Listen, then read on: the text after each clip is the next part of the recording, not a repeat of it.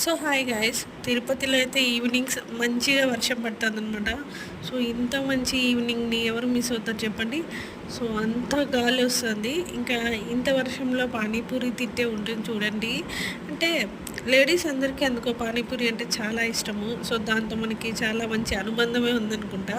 So let's prepare to panipuri. నేను చింతపండు water, అలాగే కొత్తిమీర, పుదీనా, పచ్చిమిర్చి, గార్లిక్ వేసి మిక్సీ కొట్టేసి మంచిగా కొంచెం వాటర్ యాడ్ చేసుకొని ఇలా లిక్విడ్గా రెడీ చేసుకున్నా. సో వితౌట్ పొటాటో అనమాట, ఓన్లీ ఆనియన్స్, ఇలా పానీ లిక్విడ్ మాత్రమే నేను రెడీ చేసుకున్నా.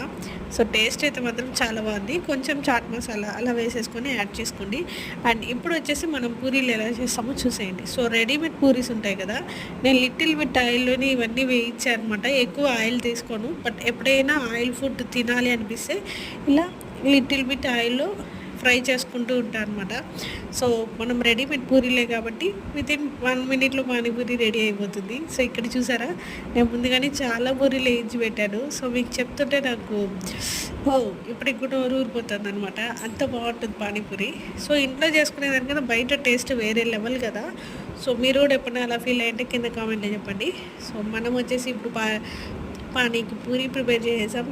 అండ్ జస్ట్ ఆనియన్స్ యాడ్ చేసుకొని తినేసానండి. ఎంత బాగుంది తెలుసా, వావ్ వావ్ వావ్, సూపర్ అదండి. అండ్ ఇప్పుడు నేను ఎలా రెడీ చేసుకున్నాను చూపిస్తాను.